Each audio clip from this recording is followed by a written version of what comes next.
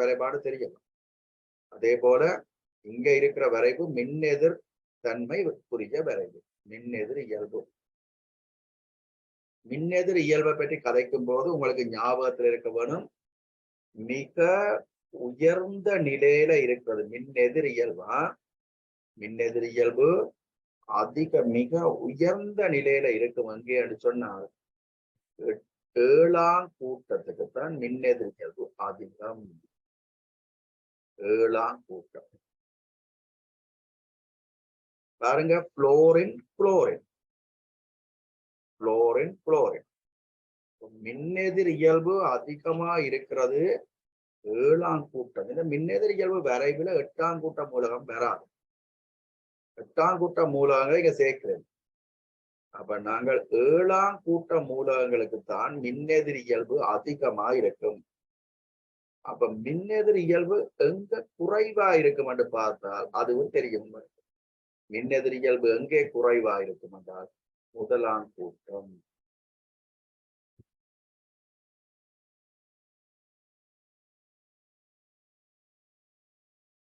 அப்ப மின்னெதிர் இயல்பு குறைவா இருக்கிறது 1ஆம் கூட்டம். ஐதரசனையும் எடுக்கலாம், ஐதரசன் எடுக்கலாம், வேற ஒன்றும் இல்லாதபடியா சரி.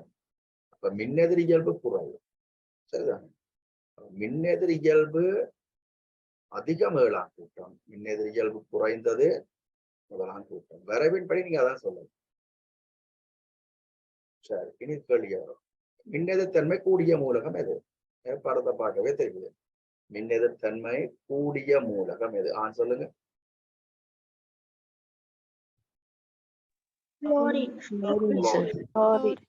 மின்னெதிர் இயல்பு கூடிய மூலகம் புளோரின் என்றது போல இன்னொரு விஷயத்தை ஞாபகம் வச்சிருங்க. இப்ப விரைவே ஒன்றாக்குவோம், சின்னனாக்குவோம் பழக்கம்.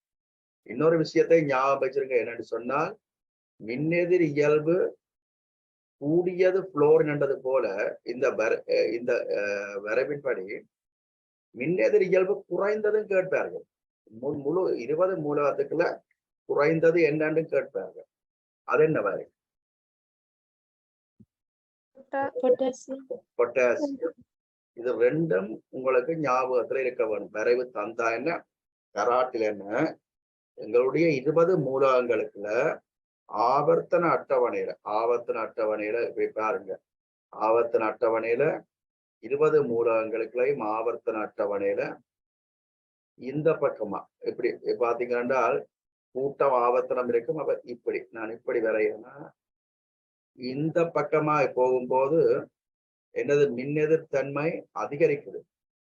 அதே போல இந்த பக்கமா வரும்போது மின்னெதிர் தன்மை குறையுது ஆவர்த்தன அட்டவணையில. இப்ப ஆவர்த்தன அட்டவணையை நீங்க பாத்தீங்க என்றால் இந்த இடத்துல புளோரின் இருப்ப,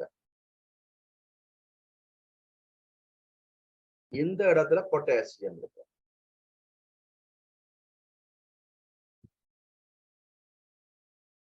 சரிதானே? இந்த இடத்துல புளோரின் என்னடு வரும். இப்ப lithium, beryllium, போரன், carbon, nitrogen, oxygen, fluorine. அப்ப இந்த lithium, beryllium, போரன், carbon, nitrogen, oxygen, fluorine. இங்க பாருங்க, ஸ்பாட்லைட் தான் இங்க. அப்ப இதுல lithium, beryllium, போரன், carbon, nitrogen, oxygen, fluorine. இந்த மாதிரி லிதியம். அதே மாதிரி அப்புறம் என்னது, sodium, magnesium, aluminium, silicon, phosphorus, கந்தகம் எடுத்துருவோம். சரிதானே? அப்புறம் பொட்டாசியம், கால்சியம் எடுத்துருவோம். ஆவத்தின் அட்டவணையை படி யோசிக்கும். அப்ப புளோரின் இங்கே இருப்பார். அப்ப மின்னெதிர்மை அதிகமானது புளோரின் இங்கே இருப்பார், குறைந்தவர் பொட்டாசியம் இங்கே இருப்பார். ஞாபகம் வச்சிருங்க. ரைட். இப்ப வரைவில் பயன்படுத்தப்பட்ட அளவிடை என்ன? மின்னெதிர் இயல்பு தொடர்பான அளவிடை. என்ன அளவிடை ஞாபகம் இருக்கா? என்ன அளவிடை பயன்படுத்துவார்கள் என்று? போலிங் அளவிடை. போலிங் அளவிடை என்று சொல்றது போலிங் அளவிடை. அப்ப மின்னெதிர் இயல்பு தொடர்பாக பயன்படுத்தப்பட்ட அளவிடை போலிங் அளவிடை என்று சொல்றது. போலிங் அளவிடை. ரைட். மூலகங்கள் சோடியம், குளோரின் என்பன சேர்ந்து உருவாகும் சேர்வின் பிணைப்பு வகை என்ன? பிணைப்பு வகை நீங்கள் இங்க ஞாபகத்துல வச்சுக்க போறீங்க. சிம்பிளான சில விஷயங்களை தான் ஞாபகத்துல வச்சுக்கிறது. கஷ்டமானதுகளை எல்லாம் தூக்கி பாடமாக்கி கொண்டு போறீங்க. எப்படி ஞாபகம் வச்சுக்க போறீங்க என்றால், முதலாம் கூட்டம் ஐதரசனை விடுங்க, ஐதரசன் வேணும். முதலாம் கூட்டம், 2ஆம் கூட்டம், 3ஆம் கூட்ட மூலகங்கள், ஒரு பிணைப்புகளை சம்பந்தப்பட்டுச்சு என்றால் அது அயன் பிணைப்பு. சரியா? முதலாம் கூட்டம், இரண்டாம் கூட்டம், ஐதரசன் விடுங்க. முதலாம் கூட்டம், இரண்டாம் கூட்டம், மூன்றாம் கூட்டம் மூலகங்கள் ஒரு பிணைப்போட சம்பந்தப்பட்டால் அது அயன் பிணைப்பு. விதிவிலக்குகள் இருக்குது மூன்றாம் கூட்டத்துல என்றால் நீங்க பொதுவா யோசிங்க. முதலாம் கூட்டம், இரண்டாம் கூட்டம், மூன்றாம் கூட்டம் ஒரு பிணைப்போட சம்பந்தப்பட்டது. கால்சியமும் ஆக்சிஜனும் என்ன பிணைப்பு என்று கேட்டால், கால்சியம் எத்தனையாம் கூட்டம்? இரண்டாம் கூட்டம். இப்ப கால்சியம் ஆக்சிஜன் என்ன வகையான பிணைப்பு என்றால் கண்ண முடிக்கணும்னு சொல்ல அயன். மெக்னீசியமும் குளோரினும் என்ன பிணைப்பு சொல்லலாம்? அயன் பிணைப்பு. முதலாம் கூட்டம், இரண்டாம் கூட்டம், மூன்றாம் கூட்டம் மூலகங்கள் சம்பந்தப்படும் போது அயன் பிணைப்பு சொல்லலாம். இந்த இந்த மூன்று கூட்டங்களையும் தவிர ஏனைய கூட்டங்கள்ல பிணைப்பை பற்றி கதைச்சார்கள் என்றால் அது பங்கீட்டு வலு பிணைப்பு ஐதரசனோட சேர்த்து. அப்ப மூலகங்கள் சோடியம் குளோரின் என்பன சேர்ந்து உருவாகும் சேர்வையின் பிணைப்பு வகை என்ன? சோடியம் பற்றி அப்ப அயன் பிணைப்பு. சோடியம் குளோரின் என்று சொல்லும் போது அயன் பிணைப்பு.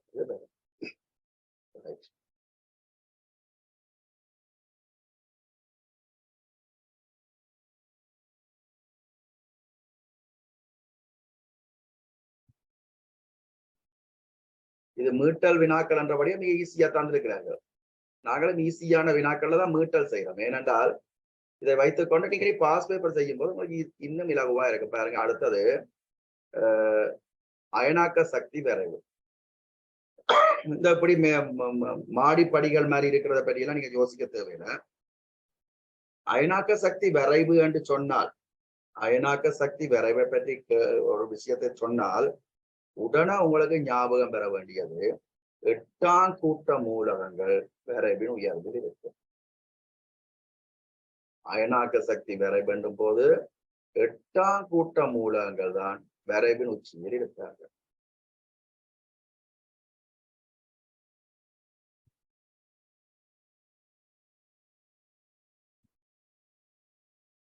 அதே நேரம் விரைவின்ற கீழ்ப்பகுதியில முதலாம் கூட்ட மூலகங்கள் அது மின்னெதிர்த்தன்மைக்கு மேல குறைந்த பெருமானம். இது அலுமினியம் இதுக்கு கிட்ட வந்துட்டு அப்படி இருக்காது, கொஞ்சம் மேல இருக்காது அலுமினியமா.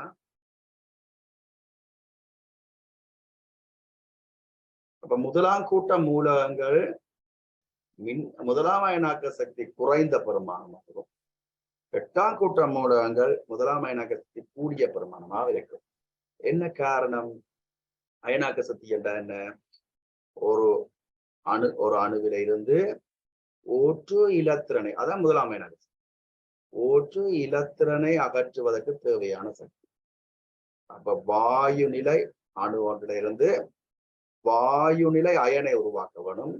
அப்படி உருவாக்குறதுக்கு ஓற்று இலத்திரனை இழக்க பண்ண வேணும். அதுக்கு வழங்கப்படுற சக்தி தான் முதலாம் அயனாக்க சக்தி, வழங்க வேண்டிய சக்தி. அப்ப பிணைப்பினுடைய பருமன் அதிகரிச்சு கொண்டு வரைக்கல. பிணைப்புன்னு சொல்றேன், அதாவது அணுவினுடைய பருமன், பிணைப்பு இல்லை, அணுவினுடைய பருமன் அதிகரிச்சு கொண்டு வரும் போது, அணு பெருசாகி கொண்டு வரும் போது, அணு பெரிதாகி கொண்டு வரும் போது ஒரு இலத்திரனை அகற்றுவது இதாகும். அதால்தான் கூட்டத்தின் வழியே அயனாக்க சக்தி குறையும். பாருங்க,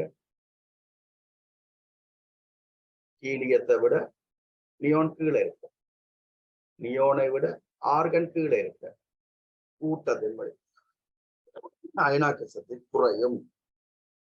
கூட்டத்தின் வழியே அணுவினுடைய பருமன் அதிகரிச்சு கொண்டு வரும். முதலாம் கூட்டம் என்று ஆவர்த்தனம் வழியே மாறி சொல்லிடும். ஆவர்த்தனம் வழியே அயனாக்க சக்தி குறையும். ஆவர்த்தனம் அது கூட்டு, அதாவது என்ன எப்படி என்று பாத்தீங்கன்னா, ஹீலியம் என்று சொன்னீங்க என்றால் அங்கே ஒரு சக்தி மட்டும்தான் இருக்கு, அணுவிட்ட பருமன் சின்ன.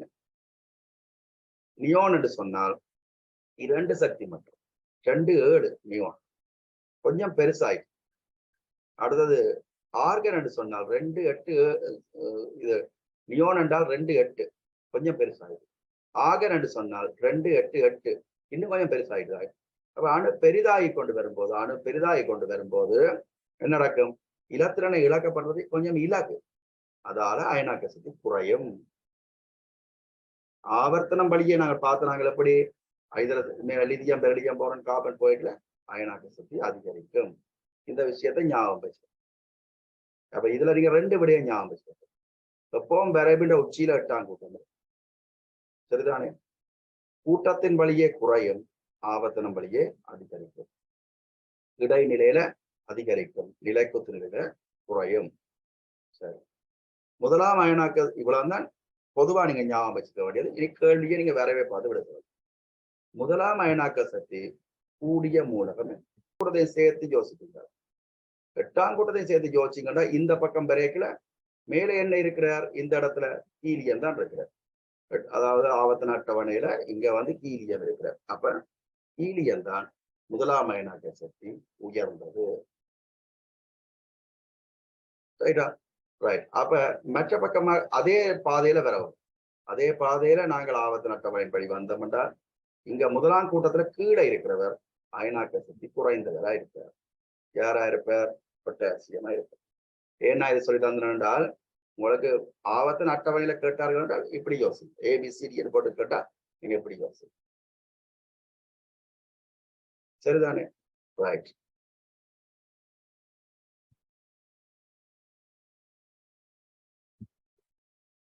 இலத்திரனை அகற்றுவது கடினமாக அமையும் மூலகம் எது? முதலாம் அயனாக்க சக்தி கூடிய மூலகம் நீங்கள் இங்கே ஹீலியம் எழுதுவீங்க.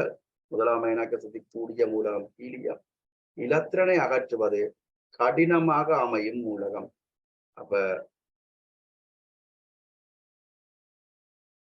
இலத்திரனை அகற்றுவது கடினமாக அமையும் மூலகம் என்றால் முதலாம் அயனாக்க சக்தி கூடிய மூலகம் தான். இலத்திரனை அகற்றுவது கடினமாக அமையும் மூலகம் எது? சொல்லுங்க பாப்போம். ஹீலியம் தான். இலத்திரனை அகற்றுவதற்கு வழங்கப்படுற சக்தி தான் முதலாம் அயனாக்க சக்தி. முதலாம் அயனாக்க சக்தி கூட என்றதும் அதே கருதான். இலத்திரனை அகற்றுவது கடினம் என்றதும் அதே கருதான். சரிதானே? அப்ப இதற்கும் ஹீலியம் தான் ஆன்சர்.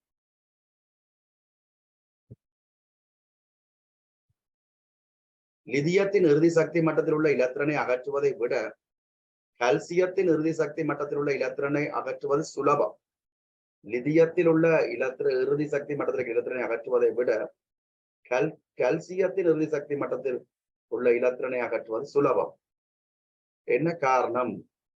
காரணம் நீங்க இலத்திரனை அகற்றுவது என்றால் ஒரே ஒரு விஷயம் சிம்பிளா யோசிச்சு கொள்ளுங்க. அணுவினுடைய பருமன் லிதியத்தினுடைய பருமனை விட கல்சியத்தின் பருமன் பெரிது. லிதியத்தில் உள்ள சக்தி மட்டங்களை விட கல்சியத்தில் உள்ள சக்தி மட்டங்கள் அதிகம். லிதியம் 2 சக்தி மட்டங்களை கொண்டிருக்கும், கல்சியம் 4 சக்தி மட்டங்களை கொண்டது. அப்ப அணுவினுடைய பருமன் அதிகம், அணுவினுடைய ஆரை அதிகம் என்றதால கருவினுடைய கவர்ச்சி குறைவா இருக்கு. கிட்ட இருந்ததான் கவர்ச்சி அதிகம். கருதான் இலத்திரனை எப்படி செலுத்த வைக்கிறது. இப்ப கருவினுடைய கவர்ச்சி குறைவா இருக்கு என்றதால இலத்திரனை அகற்றுவது லிதியத்தை விட கல்சியத்துக்கு சுலபம். காரணம் என்ன? அணுவின் பருமன் அதிகம். அவ்வளவு. Excuse me sir. சொல்லுங்க.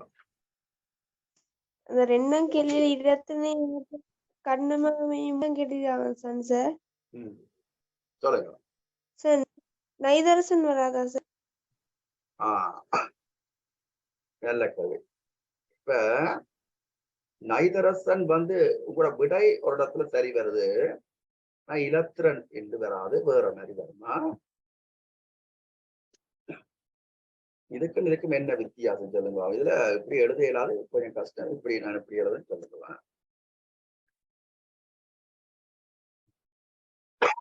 இது இவருக்கும் இது நைதரசன் தான், இதுவும் நைதரசன். என் கீழே இறங்கி வர வரும். இதுவும் நைதரசன், அதுவும் நைதரசன் தான். இரண்டுக்கும் என்ன வித்தியாசம்? யார் தெரிஞ்சாரான்னு சொல்லுங்க.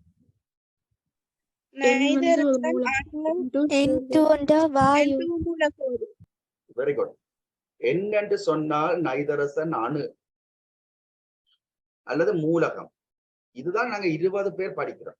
நைதரசன், ஹீலியம், லிதியம், பெரிலியம், போரான் என்று சொல்லி நாங்கள் மூலகங்களை பற்றி தான் படிக்கிறோம். அதாவது அணுக்கள் என்று வச்சுக்கொள்ளுங்க. அணுவன் என்று தானே சொல்றோம். அப்ப அணுக்கள் என்றும் சொல்லலாம், மூலகம் என்றும் சொல்லலாம். சரிதானே? இது அணு. இது வந்து மூலக்கூறு. அணுக்கள் சேர்ந்து மூலக்கூறுகள் உருவாகும்.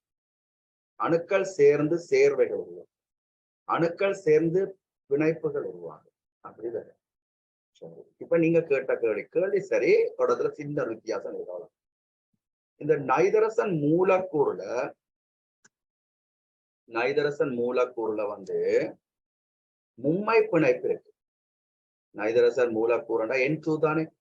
அப்ப N2ல 2 நைதரசனுக்கு இடையில மும்மை பிணைப்பு இருக்கு. ஏன் மும்மை பிணைப்பு என்றால் நைதரசன் வலுவளவு 3. அப்ப 3 சோடி இலத்திரங்கள் பிணைப்புல பங்கு பெற்றும்.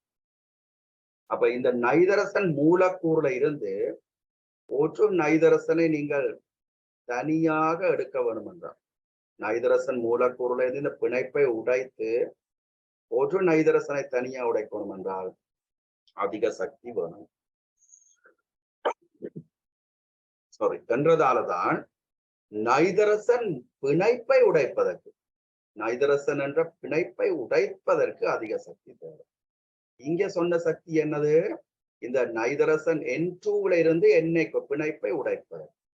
சரிதானே? இந்த பிணைப்பை இல்லாமல் செய்வதற்கு. இது இங்க 11ஆம் வகுப்புல படிப்பீங்க. இதுக்கு என்ன பெயர் என்று சொல்லி படிப்பீங்க. சரிதானே? அப்ப இந்த பிணைப்பை அகற்றுவதற்கு தேவையான சக்தி தான் அந்த கலை. இப்ப இதுல நாங்கள் படிச்சு கொண்டிருக்கிறது என்னது? பிணைப்பு இல்லை, அந்த ஒரு அணுவில இருக்கிற இலத்திரனை அகற்றுவதற்கு வழங்க வேண்டிய சக்தி. அயனாக்க சக்தி என்றால் இலத்திரனை அகற்றுவதற்கு வழங்க வேண்டிய சக்தி. இது நீங்க இந்த பிணைப்பை உடைத்து நைதரசனை அகற்றப்ப பிணைப்பை உடைப்பதற்கு. அப்ப உறுதியான பிணைப்பு என்ன? அப்படிதான் கேட்பாரு. உறுதியான பிணைப்பு என்ன? அப்ப N2. ஏன் உறுதியான பிணைப்பு N2? மும்மை பிணைப்பு. ஏன் மும்மை பிணைப்பு உறுதியா இருக்குது? 3 பிணைப்பையும் உடைத்து நைதரசனை தனியாக அகற்ற முடியும். அப்படி காடி விளங்கா கேட்ட கேள்வி?